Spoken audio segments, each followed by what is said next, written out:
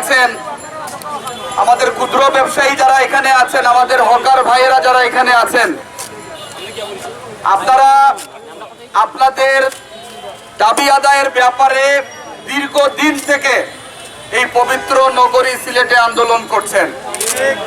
আপনারা দীর্ঘদিন থেকে আপনাদের যে যৌক্তিক দাবিগুলো আছে সেটি বাস্তবায়ন করার জন্য সরকারের দৃষ্টি আকর্ষণ করেছেন, আমাদের নেতৃবৃন্দ যারা আছেন তাদের দৃষ্টি আকর্ষণ করেছেন।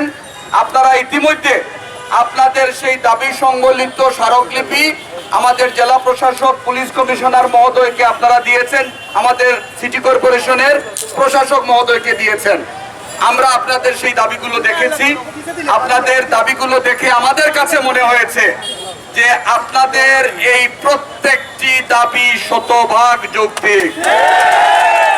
আমরা শুধু আপনাদেরকে এইটুকু বলবো যে আমরা নির্বাচনের পূর্বে যেভাবে বলেছিলাম, আমাদের মাননীয় সাংসদ এবং বাণিজ্য মন্ত্রী আপনাদেরকে যে কথাগুলো বলেছিলেন এবং এখন যে কথাগুলো আপনাদেরকে বলছি তার সফল বাস্তবায়ন করার জন্য ইনশাআল্লাহ আমরা পদক্ষেপ নেব।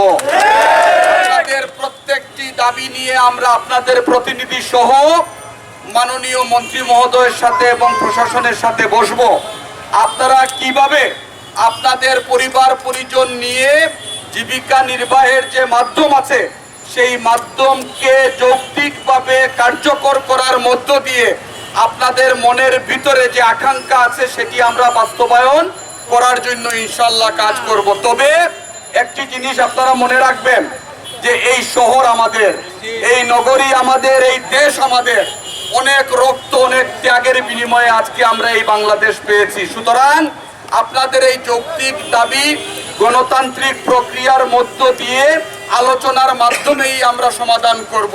এই আন্দোলনকে যাতে কেউ ভিন্ন খাতে প্রবাহিত না করতে পারে, আইন শৃঙ্খলা পরিস্থিতির অবনতি হয়, এইরকম পরিস্থিতি যাতে কেউ তৈরি করতে না পারে, এই ব্যাপারে কিন্তু আপনারা সজাগ দৃষ্টি রাখবেন। আমরা এই 3 মাস যেভাবে আমাদের প্রধানমন্ত্রী বলেছেন যে সকল ধর্ম